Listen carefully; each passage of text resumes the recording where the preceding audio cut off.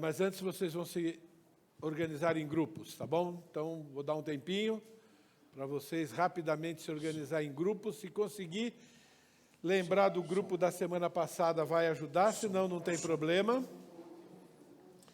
A gente vai completar aquela tarefa da semana passada, tá bom? Espero que todos os grupos tenham trazido a folha que foi entregue a semana passada.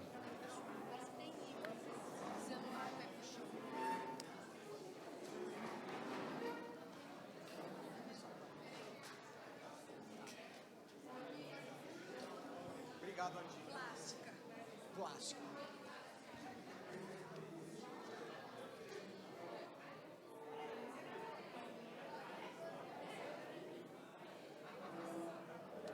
Prestem atenção. Todos os grupos têm a folha que eu entreguei a semana passada.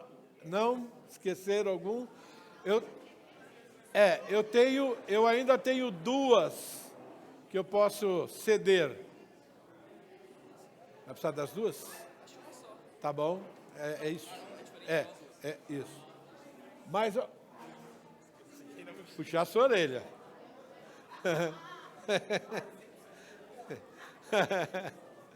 Ok. Tá bom. Acabou. Desculpe.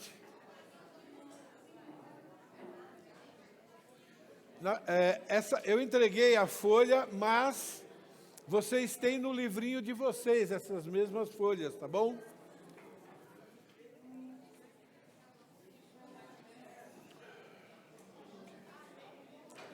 Ok, rapidamente uma breve recapitulação, tá bom?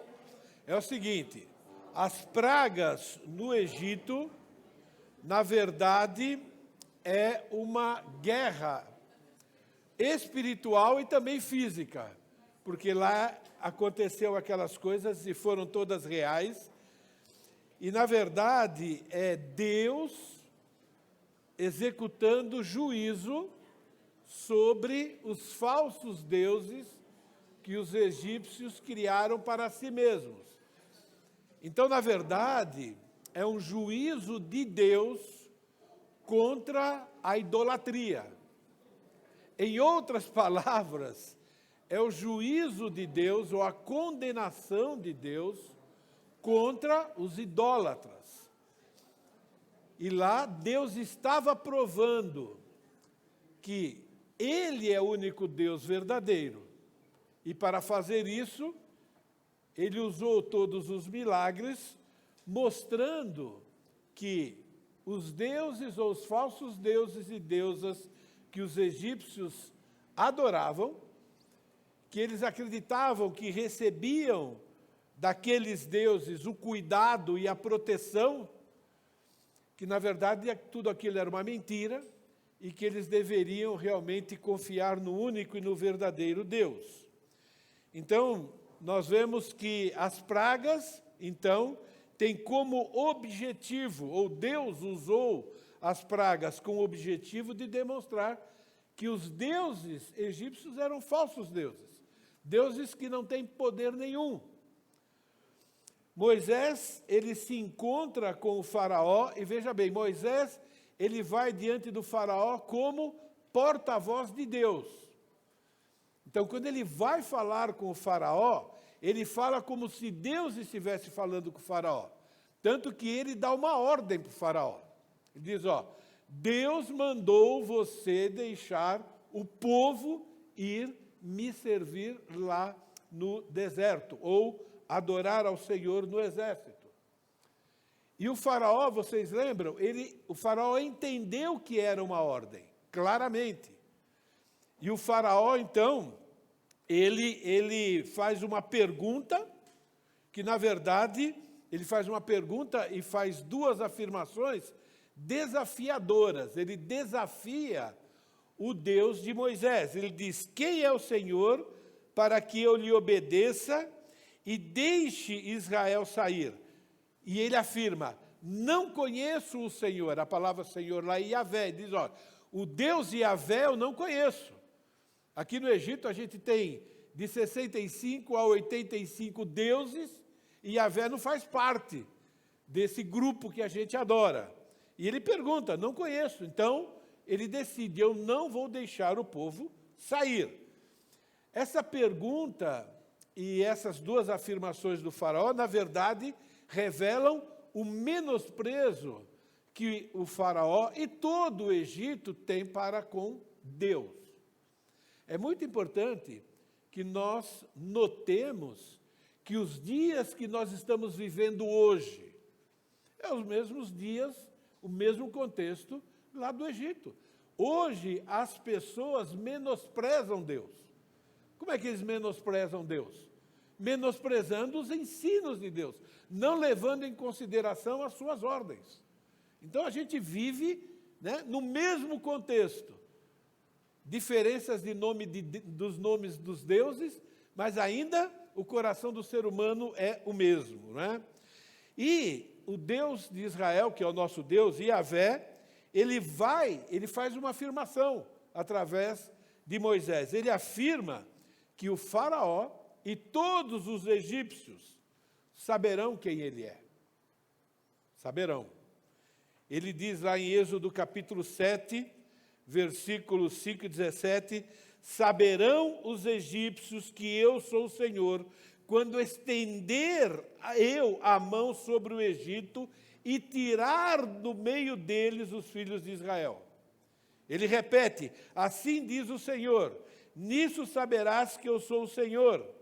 Com este bordão que tenho na mão, ferirei as águas do Egito e se tornarão em sangue. Então Deus prova ser Deus através desses feitos, através dessas pragas. E eu quero chamar a atenção também para essa afirmação, quando ele diz, né, eu vou estender a mão sobre o Egito e tirar do meio deles os filhos de Israel. E é isso que Deus fez com cada salvo. Com cada um de nós, Deus estendeu a sua mão, oferecendo para nós o perdão de Deus, e Ele planejou que fôssemos igreja. E lembra o significado de igreja? Os tirados para fora, isso é, nós estávamos no meio do mundo, vivendo como o mundo vivia, desprezando Deus, sendo religiosos, porque o povo do Egito era um povo religioso, mas eles desprezavam Deus, e Deus agora reúne esse grupo de pessoas chamado igreja para viver paralelamente ao mundo, mas sem ser do mundo, sem praticar as coisas do mundo. Então, a gente vê que a história antiga, ela aponta para aquilo que Jesus fez na cruz e continua fazendo hoje, salvando pessoas. Ok? Então, através de cada praga, Deus atacou diretamente deuses e deusas falsas. Deus demonstrou o seu poder. O Antigo Testamento é a revelação de quem Deus é, de tudo que Ele é, de todo o seu poder, do seu amor, da sua justiça.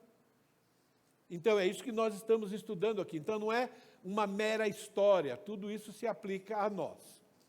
Então, vocês vão ter 10 minutos para fazer a tarefa, porque eu falei para vocês pensarem durante a semana, mas antes disso a gente vai orar, tá bem? Obrigado, Deus. Mais uma vez, queremos reconhecer que só o Senhor é Deus.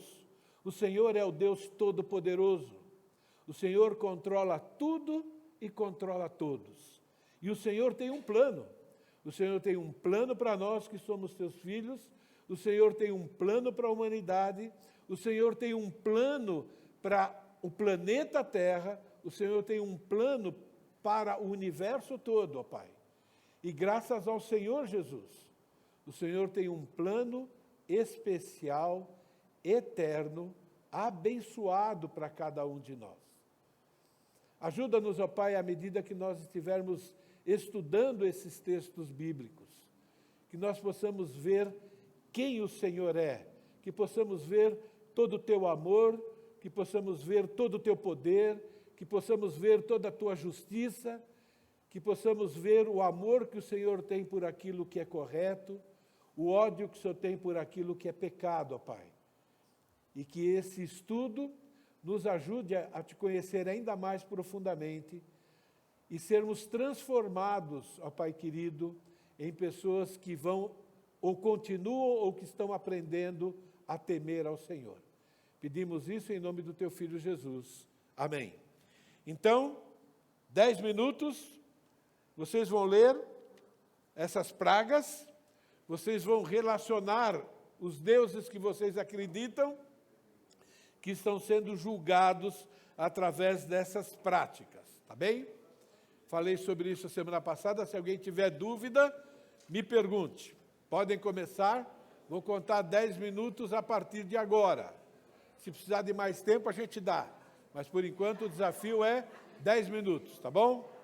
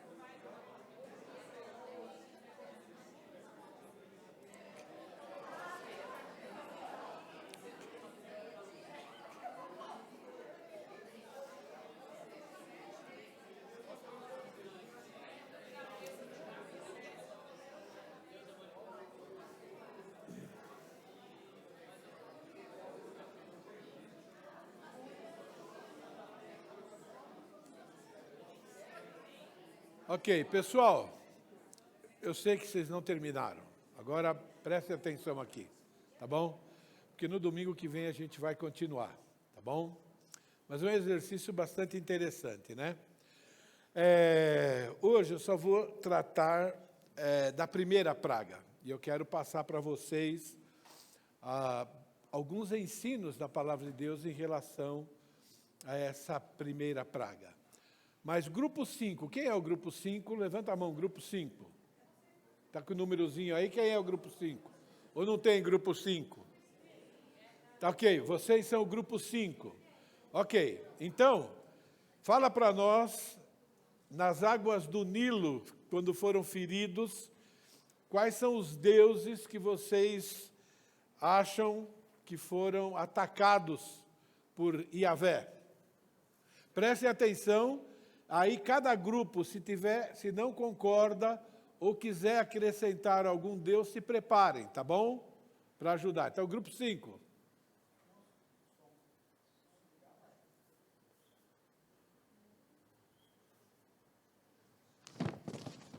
Som.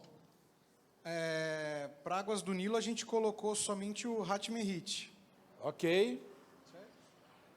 Mais alguém colocou algo mais na praga? Apis. Ok.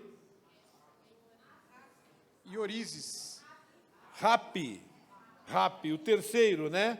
O deus do Nilo, fonte da vida para o Egito. Mais algum? Espera um pouquinho. Quem? Osíris também, vocês concordam? Osíris? Ok, tá bom. Então acrescenta Osíris. Quem? Ísis, concordam que Ísis também foi atacada através do ferimento da água do Nilo? Ísis, deusas da cura e da magia.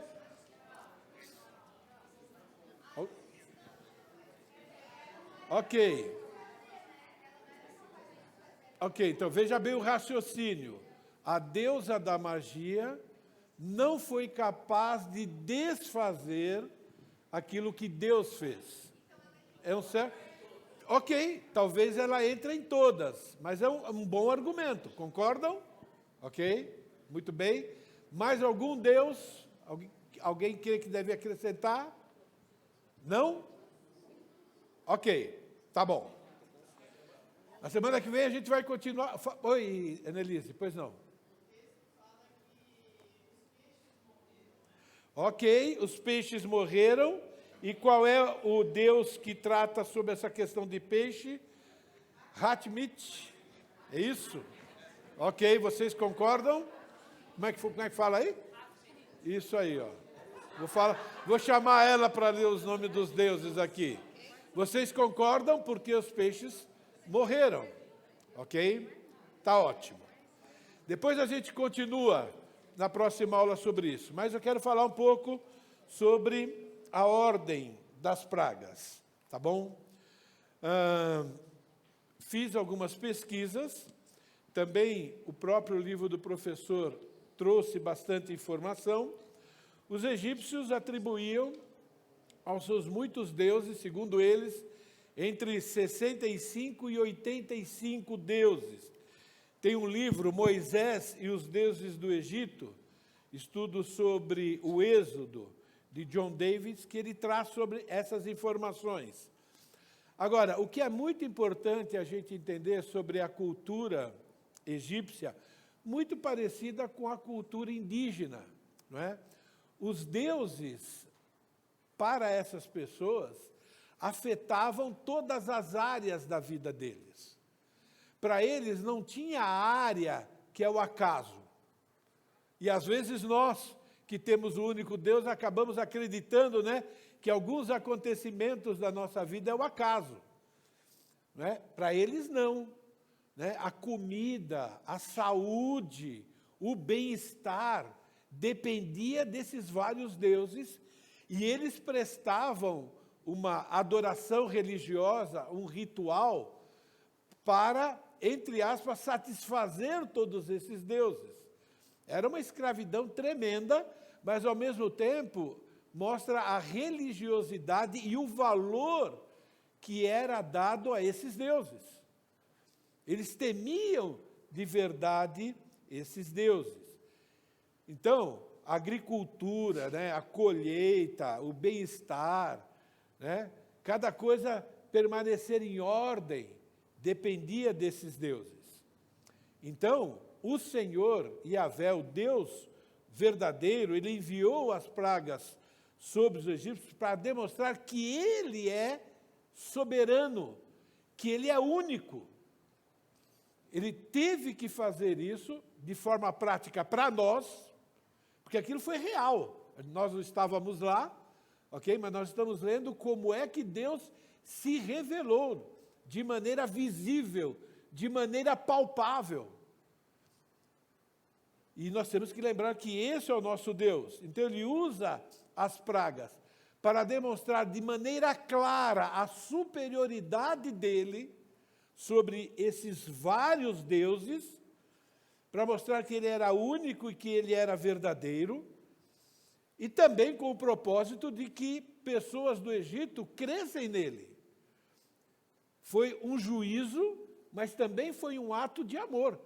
Quando Deus se revela, é um ato de amor, para que as pessoas possam crer, adotá-lo como seu Deus e receber todo o cuidado, toda a proteção e, ao mesmo tempo, as responsabilidades que nós temos de lidar com Deus ou de tratar Deus como ele merece ser tratado, ok?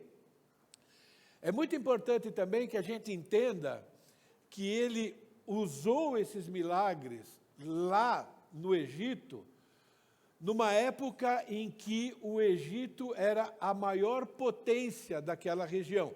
E o Egito teve vários momentos na história em que era uma nação importante, uma nação poderosa, e essa foi uma delas. Então ele pegou e tratou do Egito numa época em que o Egito realmente controlava toda aquela região, era um reino, né, muito próspero. O Senhor também usou as pragas para manter uma promessa que ele fez, uma aliança que ele fez com Abraão. Esse texto, ou esses textos, são extremamente importantes. Agora nós estamos 400 anos antes, né, do acontecimento dessas pragas, e nós temos aqui Deus falando com Abraão. Então lhe foi dito, sabe com certeza que a tua posteridade será peregrina em terra alheia, será reduzida à escravidão. Então Deus está avisando, mostrando para Abraão, antes desses acontecimentos, o que iria acontecer com os seus descendentes, que nessa época era pouquinha gente, né? 70 e poucas pessoas entraram na época de Jacó lá no Egito. Será afligida por 400 anos. E eu também julgarei a gente a quem te de sujeitar-se. Depois sairão com grandes riquezas, e tu irás para os teus pais em paz. Serás sepultado em ditosa velhice. Na 4ª geração tornarão para aqui, porque não se encheu ainda a medida da iniquidade dos amorreus. Então Deus está dizendo, porque é que ele vai entregar a terra para o Egito, porque Deus é acusado, né, de ser injusto, mas na verdade não. Quando a iniquidade daquelas nações que estão na terra que pertencem a Israel, porque Deus prometeu, mas quando o pecado delas chegou ao ápice, então Deus agora vai julgar aquela nação, usando Israel para puni-las. É por isso que existe o inferno. Deus já determinou que no fim dos tempos, Deus também vai fazer a mesma coisa, julgando todas as nações. Mas, ao mesmo tempo, Deus vai mandar pessoas para proclamar o seu evangelho, para que as pessoas tenham oportunidade de se arrepender. Então, nós temos um Deus que é justo, mas temos um Deus também que é misericordioso, mas que vai revelar que Ele é soberano, e que as pessoas que não o tratam como único e verdadeiro Deus, vão ser punidas por causa disso, por não honrarem o seu Criador. Então, o passado nos mostra que tudo aquilo que aconteceu e foi cumprido, vai ser cumprido aquilo que ainda falta, que são as profecias que nós estamos aguardando, inclusive o nosso arrebatamento. Não é? Êxodo capítulo 3, disse mais: eu sou o Deus de teu pai, o Deus de Abraão, o Deus de Isaque, o Deus de Jacó. Moisés escondeu o rosto porque temeu olhar para Deus. Disse ainda o Senhor: certamente vi a aflição do meu povo que está no Egito. O que significa que ele viu? Ele não viu durante os 400 anos? É lógico que ele viu durante todo o período de 400 anos. Mas ele disse que esse era um período em que Israel precisava passar por aquela experiência, era um período em que as nações de Canaã haviam completado toda a sua iniquidade e que Deus agora seria justo em tratar as nações cananitas, como foram tratados, né? E tirando o povo de Israel daquela servidão. E nós vemos Deus demonstrando o quê? Que Ele conhece o futuro, que Ele é soberano, que Ele controla tudo e controla todos, que as promessas que nós estamos aguardando, inclusive uma que pode acontecer antes de eu terminar essa frase, pode se cumprir a qualquer momento, que é o nosso arrebatamento. Uma das coisas mais importantes que Deus havia ensinado a Abraão é a importância da fé. Tanto que para a igreja, Abraão é o quê? O pai da fé. Confiança inabalável naquilo que Deus fala,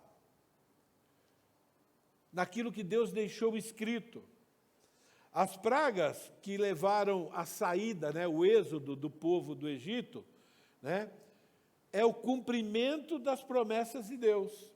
E nos lembra, para nós, a importância de perseverarmos na fé em Deus, mesmo que os séculos passem. E algumas promessas que nós estamos aguardando não foram cumpridas. Ainda assim, Deus está nos ensinando que devemos manter a nossa fé. Israel esperou por 400 anos. Nós estamos esperando o nosso arrebatamento há quanto tempo? Bom, nós, cada um a sua idade, mas eu estou dizendo, a igreja está esperando há 2000 anos. E você vai para 1 Pedro e ele diz, olha, muitas pessoas vão dizer que isso é uma mentira, que vocês estão aguardando algo, mas já se passaram tanto tempo. E não aconteceu. E Deus quer que a gente aprenda com essa verdade que aconteceu com o povo de Israel, a perseverarmos na nossa fé. Isaías, uma voz diz, clama, e alguém pergunta, que hei de clamar? Toda a carne é erva, toda a sua glória como a flor da erva. Está falando da criação de Deus, Ilustração de que perto de Deus a gente é coisa pouca, simples. Passageiro. Seca-se a erva, caem as flores, soprando nelas o hálito do Senhor. Na verdade, o povo é erva. Seca-se a erva, cai a sua flor. Mas a palavra do nosso Deus permanece eternamente. A Bíblia mostra o que vai acontecer com esse planeta no final de tudo. A Bíblia fala que a qualquer momento nós vamos ser arrebatados. Para Deus, 1000 anos é um dia. Entende? Pode acontecer a qualquer momento. Nós temos que manter a nossa fé, na certeza de que as promessas que Deus cumpriu no passado é prova suficiente que Ele vai cumprir aquilo que ainda falta ser cumprido. As águas no Nilo se transformaram em sangue. Essa aqui é a primeira praga, ok? Então, todos os canais, todo aquele sistema de irrigação, reservatório de água, tudo, por uma semana, virou sangue. E eu quero ler esse texto. Disse o Senhor a Moisés: o coração do faraó está obstinado, recusa deixar o povo ir. Vai ter com o faraó pela manhã. Ele sairá às águas, estarás à espera dele na beira do rio. Você percebe a soberania de Deus aqui? Aonde você vai estar amanhã cedo? Quem garante que você, amanhã cedo, vai estar aonde você planejou hoje para amanhã? Quem disse que você não vai... Quem garante que você não vai ter uma tremenda dor de barriga, que vai ficar lá no trono amanhã toda? Quem é que garante que você não vai socorrer um parente, um filho? Quem é que garante que você vai estar vivo? Quem é que garante que não ia acontecer nada com o faraó? Mas Deus disse para Moisés: vai lá amanhã cedo, porque ele vai estar lá. O que Deus está demonstrando?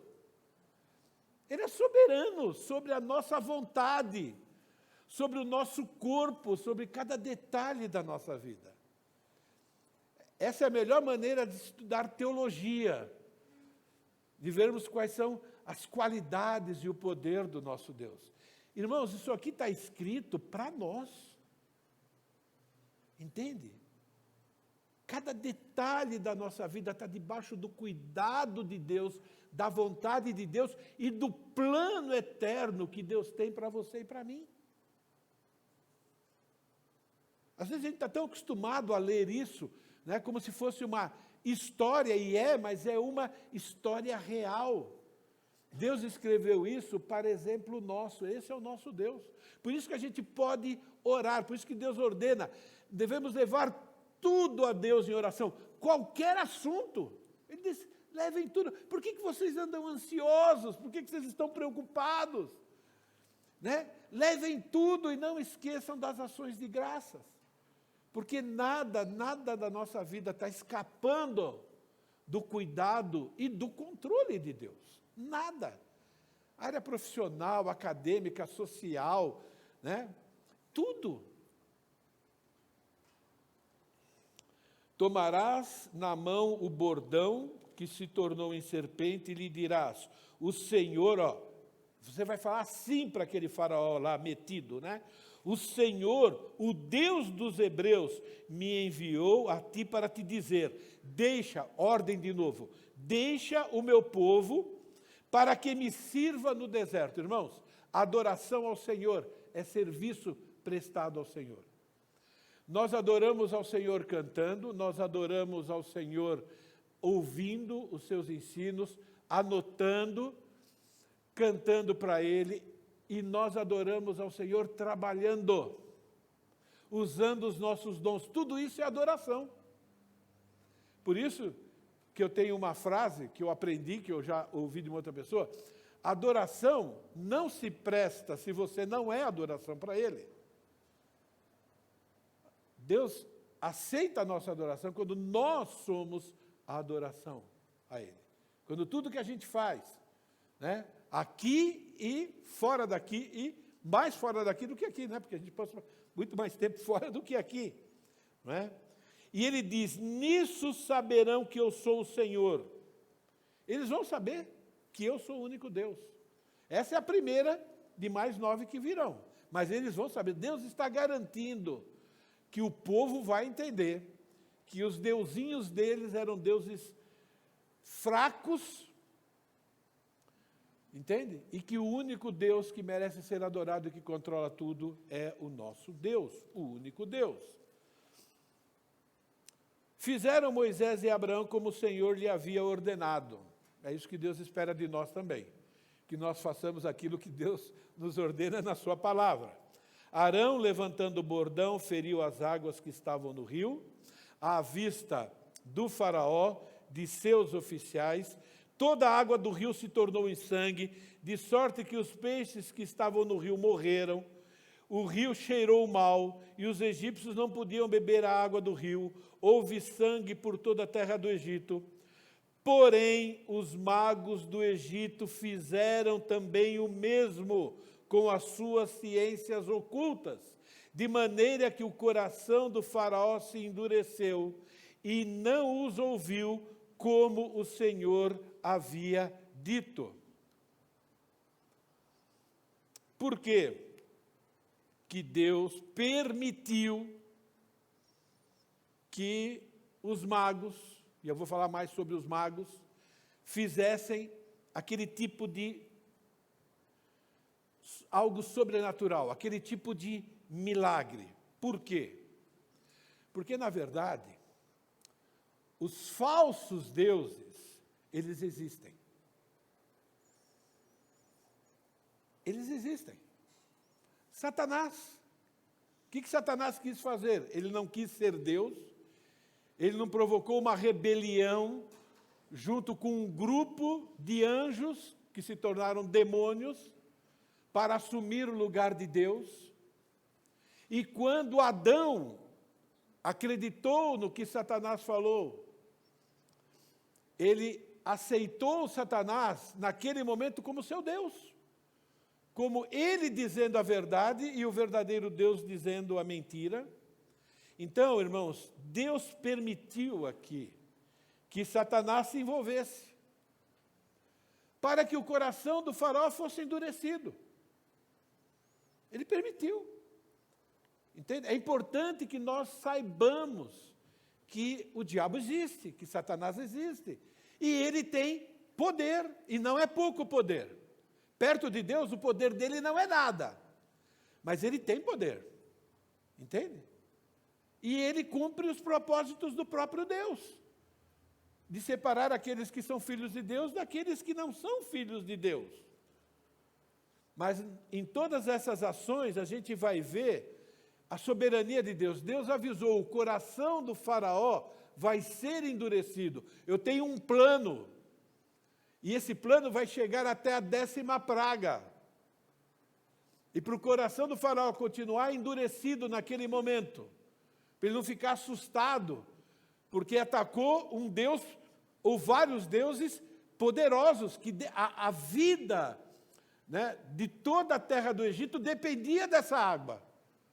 O coração do faraó poderia ser derretido nesse momento, mas ele permite Satanás agir, porque Deus precisa provar para toda aquela nação, para o faraó e para as nações vizinhas, quem ele é. O plano de Deus vai se cumprir cabalmente. Então nós temos esse salmo. O Senhor frustra os desígnios das nações e anula os intentos dos povos. Ele é soberano sobre nações, sobre povos. O conselho do Senhor, a palavra conselho aqui é a determinação do Senhor, o plano eterno do Senhor.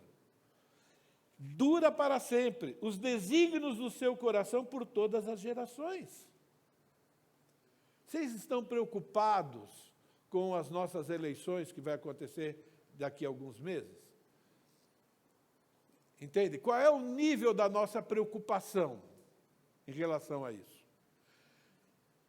Nós temos responsabilidades. Quando nós falamos sobre a soberania de Deus, é importante que nós reconhecemos que nós temos a nossa responsabilidade, mas nada vai fugir do controle de Deus.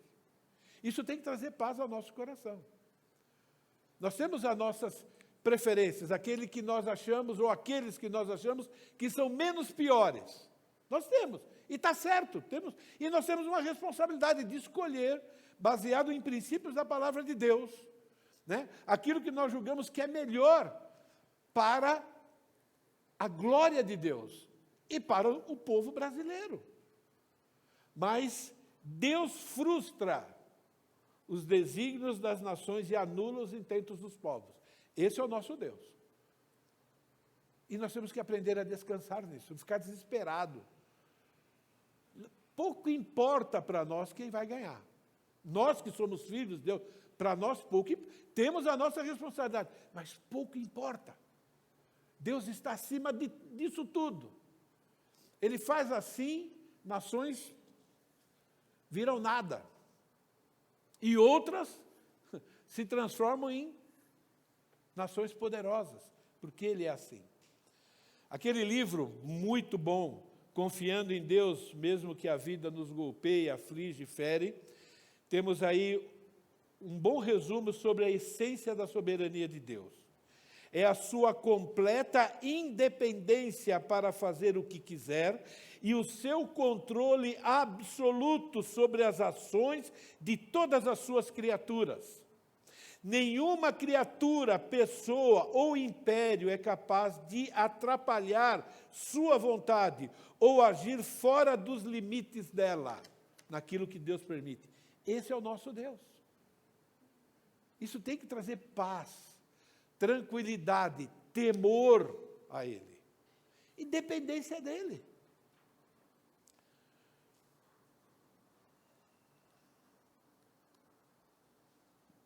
Passei, né? A essência está aí. Depois eu mando para vocês, muita coisa para anotar. Então, o ataque de Deus às águas do Nilo representou a derrota de algumas deidades do Egito.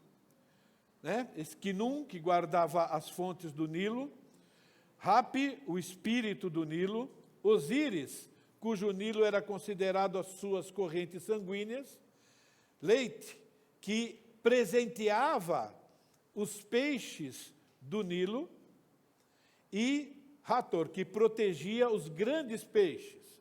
Segundo esse estudioso aí, eu vou na onda dele, tá bom? Ok? Então, Yahvé aqui está mostrando quem ele é. O Egito pergunta, o Deus, Faraó, porque Faraó era considerado Deus, quem é o Senhor para que eu liberte esse povo? Não vou libertar. Deus diz, pois esta vez enviarei todas as minhas pragas sobre o teu coração, sobre os teus oficiais e sobre o teu povo, para que saibais que não há quem me seja semelhante em toda a terra. Não tem ninguém que chega perto do que Deus é. Ninguém. Sobre as ciências ocultas, eu fiz uma pesquisa. E tem um rapaz que está fazendo doutorado sobre magia no Egito Antigo. E ele fez muitas pesquisas. E eu estou projetando aí algo que eu acho que é importante a gente ter esse conhecimento, não é? Então, existe um documento, do mesmo jeito que existem papiros do Antigo e do Novo Testamento, provando que aquilo que nós temos, foi preservado por Deus. Existem também documentos antigos, né, escritos antigos sobre a religião egípcia, ok? Então, existe lá um documento conhecido como os Ensinamentos para o Rei Mericarrã, que menciona um grupo de dádivas concedidas ao homem pelo Deus Criador inespecificado. Isso é, quem escreveu esse documento fala de um Deus que é Criador, mas ele não coloca o nome desse Deus. E vocês vão ver, à medida que a gente vai lendo aqui, que existem muitas semelhanças com Gênesis, com a criação. Afinal de contas, todos vieram de quem? De Adão. E depois todos vieram da família de Noé. E existe uma tradição que é passado de pai para filho. E aí você sabe como é que é. Já viu aquele telefone sem fio, né? Você começa dando uma informação aqui, vão deturpando essa informação, mas ainda uma certa essência dela permanece. Então está escrito lá nesse documento, bem atendidos são os homens, o gado de Deus. Ele fez o céu e a terra por sua causa, repeliu o monstro da água e fez o sopro da vida para o seu nariz. Brilha no céu por sua causa, e fez para eles as plantas, os gados, as aves e os peixes, tudo para alimentá-los. Porém, matou seus inimigos e destruiu até seus próprios filhos, quando intentaram rebelar-se. Interessante isso, não é? Lembra aí da queda dos demônios e assim por diante, ok? Fez a luz do dia por sua causa, e navega no céu para que o vejam. Erigiu seu santuário entre eles, e quando choram, ele ouve. Fez para eles governantes ainda no ovo. E esses governantes aqui são líderes religiosos. Guias para erguer as costas do fraco. Fez para eles a magia, Reca, como arma para desviar o golpe do que acontece de ruim, velando por eles dia e noite. Matou os traidores que se encontravam entre eles, como um homem bate em seu filho por causa do seu irmão, pois o Deus conhece cada nome. Mas veja bem, qual era a função aqui dessas ciências ocultas? Então, são sacerdotes que existiam lá para quando o mal chegasse, eles faziam o seu ritual religioso para eliminar o mal.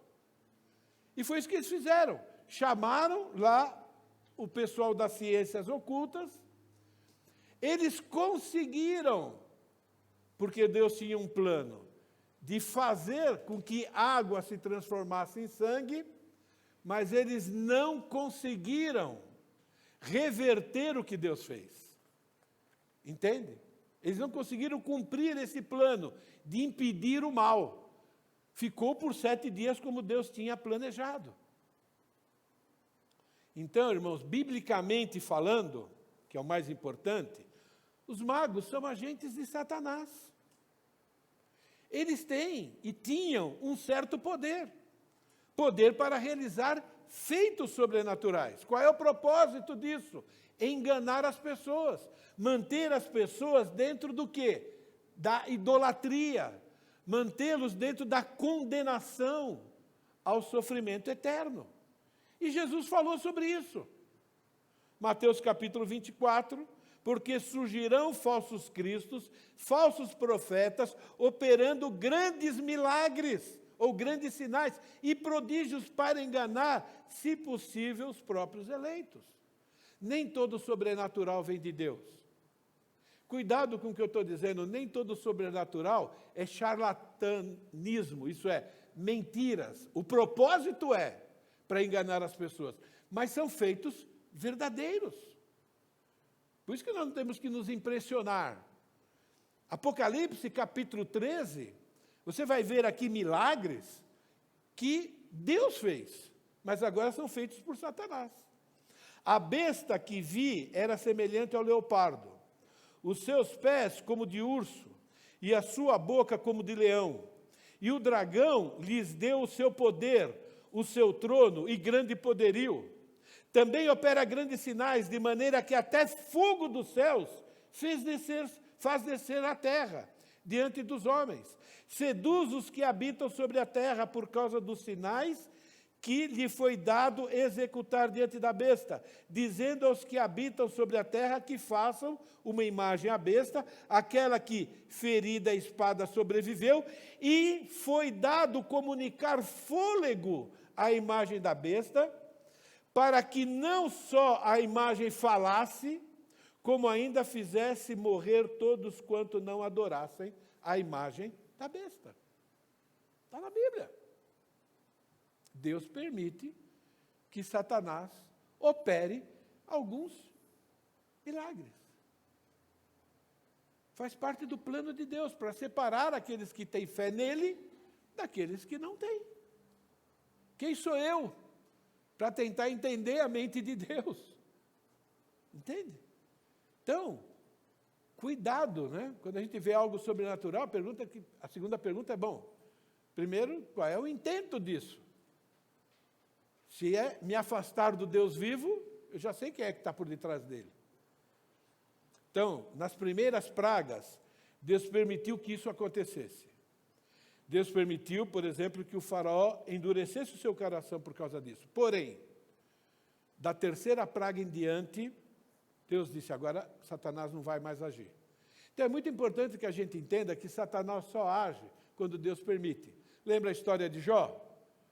Deus, tá bom, eu vou deixar você fazer isso só, porque eu tenho um plano para a vida de Jó. Entende? Mas além disso você não vai fazer. Ok? Então, os magos reproduziram algumas pragas, mas foram incapazes de fazer o que Deus fez e não tiveram poder para impedir ou reverter aquilo que Deus fez. Então veja bem, Êxodo. Fez os magos o mesmo com suas ciências ocultas para reproduzirem piolhos, porém não o puderam. E havia piolhos nos homens e no gado. Então disseram os magos a Faraó: isso é o dedo de Deus. Porém o coração do Faraó se endureceu, não os ouviu, como o Senhor tinha dito.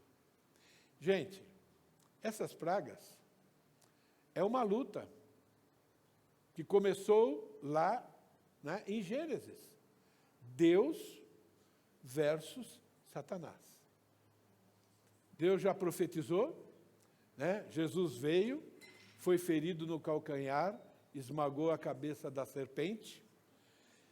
Quando você olha o livro de Apocalipse, né, Satanás vai ser preso por 1000 anos. Então, Satanás está sob total controle de Deus. Mas Deus vai permitir que Satanás faça prodígios para enganar as pessoas. Para que Deus, e para que nós saibamos quem é dele, de Deus, e quem não é de Deus. Mas em tudo isso, nós vemos Deus como soberano, como único no universo, que tem controle de tudo e de todos. A gente vai encerrar, eu tinha mais coisas aqui, mas chega, a gente vai encerrar. Eu vou pedir para o Tiago Timóteo, vir aqui, ele vai encerrar esse tempo de estudo nosso. Ele vai ler Isaías 43, de 1 a 13, então já deixa a sua Bíblia aberta lá, e ele vai encerrar orando também, tá bom? Obrigado, querido. Tó, quer ficar com isso aqui? Tá bom.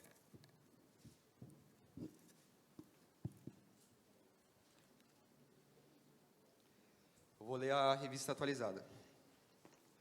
Mas agora, assim diz o Senhor, que te criou, ó Jacó, e que te formou, ó Israel. Não temas, porque eu te remi. Chamei-te pelo teu nome. Tu és meu. Quando passares pelas águas, eu serei contigo. Quando pelos rios, eles não te submergirão. Quando passares pelo fogo, não te queimarás, nem a chama arderá em ti, porque eu sou o Senhor teu Deus, o Santo de Israel, o teu Salvador. Dei o Egito por teu resgate, e a Etiópia e Sebá por ti. Visto que foste precioso aos meus olhos, digno de honra, e eu te amei, darei homens por ti e os povos pela tua vida. Não temas, porque sou contigo. Trarei a tua descendência desde o Oriente e a ajuntarei desde o Ocidente. Direi ao norte, entrega, e ao sul, não retenhas. Trazei meus filhos de longe e minhas filhas das extremidades da terra, a todos os que são chamados pelo meu nome, e os que criei para a minha glória, que formei e fiz. Traze o povo que, ainda que tem olhos, é cego, e surdo, ainda que tenha ouvidos. Todas as nações congreguem-se, e povos reúnam-se. Quem dentre eles pode anunciar isto e fazer-nos ouvir as predições antigas? Apresentem as suas testemunhas, e por elas se justifiquem, para que se ouça e se diga, verdade é. Vós sois as minhas testemunhas, diz o Senhor, o meu servo a quem escolhi, para que o saibais e me creiais e entendais que sou eu mesmo, e que antes de mim Deus nenhum se formou, e depois de mim nenhum haverá. Eu sou o Senhor, e fora de mim não há Salvador. Eu anunciei salvação, realizei-a e a fiz ouvir. Deus estranho não houve entre vós, pois vós sois as minhas testemunhas, diz o Senhor. Eu sou Deus. Ainda antes que houvesse dia, eu era, e nenhum há que possa livrar alguém das minhas mãos. Agindo eu, quem o impedirá? Então, quero iniciar com uma oração. Senhor Deus, obrigado, Pai, pelo dia de hoje, por esse tempo que a gente pode ter junto aqui.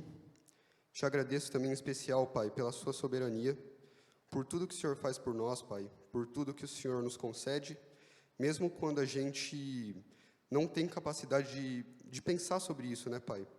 Que o Senhor, durante a nossa semana, Pai, possa estar abrindo os nossos olhos para a gente sempre estar atento às bondades e às suas misericórdias, Pai, diante de cada detalhe da nossa vida, Senhor.